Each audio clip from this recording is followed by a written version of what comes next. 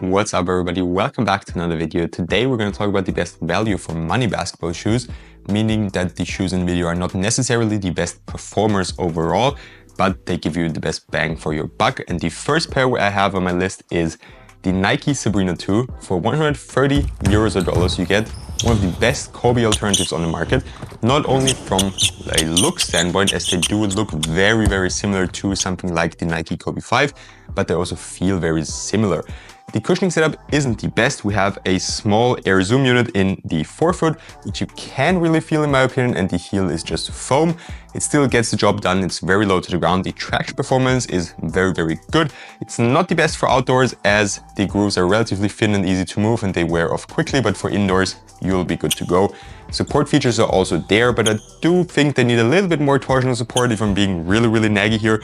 The materials are very nice in my opinion, don't need any break-in time and are soft right out of the box. So overall, a perfect bang for your buck Kobe alternative. Moving on to the next pair, it's from Jordan brand. This one might come as a surprise. It's a relatively new basketball shoe and it's the Jordan Air. Actually a shoe made for, or to celebrate women's basketball, made for women's basketball players, but they also work perfectly for men's because they come in extended sizes. And I really like them. I was really surprised.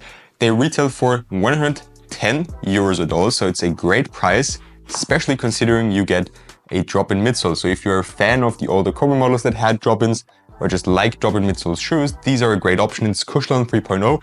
It's not the softest, but it gets the job done. Good impact protection in the heel, relatively low to the ground in the forefoot.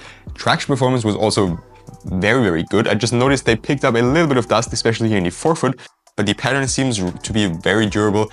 And something I love about this shoe is that they are extremely wide foot friendly. Those materials right here allow for your foot, if you have a wide midfoot, to expand out without anything pressing against them because they are extremely soft, which is very nice.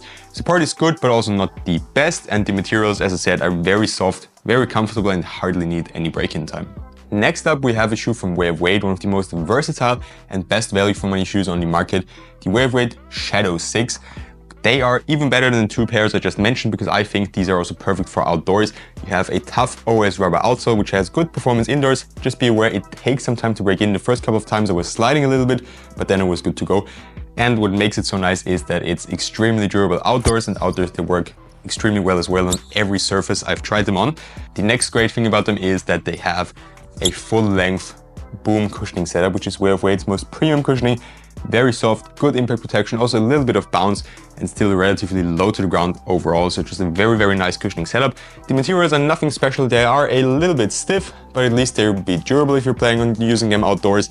And the support features are also good. You even have a carbon midfoot shank plate and you have this decoupled outsole with another plastic shank here in the midfoot area. The next shoe on my list is from New Balance. It's the Hazy Low Volume 2, an amazing performer. I didn't like the Hazy Low, the initial ones, as much. They just didn't excel in any category. These definitely do. They have insanely good traction performance. You can see a very nice pattern with a little 2 here in the forefoot for the name, and it has exceptional performance. Also picks up hardly any dust. As you can see, it's still pretty clean after using them a couple of times already on a moderately dusty court. The cushioning setup is decent, nothing too crazy, but a nice guard setup. Decent impact protection, low to the ground in the forefoot, and still some compression so that it's comfortable. The support features are also very good. Your foot is locked in, you're going absolutely nowhere.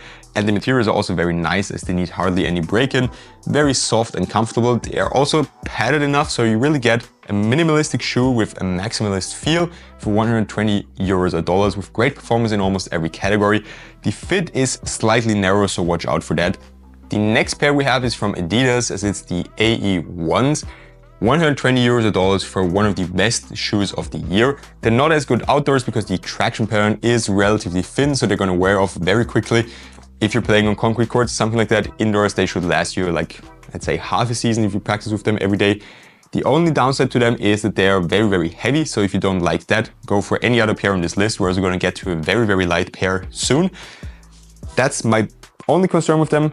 Maybe also some minor things that not all people notice, but some of them do. The laces are concerned. They get undone very quickly. It hasn't happened to me because I always do a double knot, and for me they've actually never come undone during a game. For me, the insoles are a little bit of an issue because they like wrinkle up very easily. They're not glued down, so maybe swap out the insoles.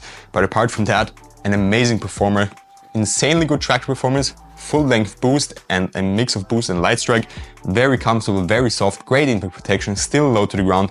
The materials, soft, comfortable, they conform to your feet, wide foot friendly and great support features as well because of this Adidas shank plate we can see here, an X shank plate. And the design is just also absolutely beautiful. The lows are way more stiff and they had a lot of heel slip for some people. But if you have wide feet and if you lace them down tightly, they're even cheaper at 110 euros or dollars. I said we're gonna get to an extremely light basketball shoe soon. Now's the time, it's the Wade Flash. These retail for 100 euros or dollars and are an insanely good bang for your buck shoe as they can be worn on court or off court. They even released a winter version of them with thicker materials, synthetic leather so that your feet keep warm. And the whole idea behind this shoe is that you put them on at home, walk to the court, hoop in them, and walk back home. They have exceptionally good traction performance, also a very durable outsole setup. The cushioning is nothing special, it's really low to the ground and relatively stiff, so if you need a lot of cushioning, there are definitely better options in this video. The support, however, is extremely good. It's got insanely good lockdown and the materials are very nice as well on this colorway. Extremely breathable, as you can see, a see-through mesh and soft as well.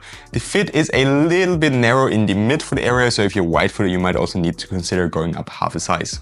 The second to last pair is going to be the Nike GT Cut Academy. They also retail for 100 euros or dollars and are almost as good as the Nike GT Cut Free. I wouldn't say as good because they don't have Zoom X, but they also have an air zoom unit in the forefoot and just a regular foam midsole, which is very soft, very comfortable, and you get some bounce from the zoom unit in the forefoot. Traction performance is extremely good. Those also work outdoors, way more durable than the GT Cut Free. The materials are actually also very nice, very soft, conform to your feet easily, and the support features are also there. But yet again, my one issue with them is that torsional support could be better. As you can see, they flex in the midfoot area here and not in the toe area. So that's my one concern with them. They're not supportive enough for me, but for a lot of players, they will do just fine. And now for the last pair in this video, we got another pair from Nike. It's the Giannis Immortality 4.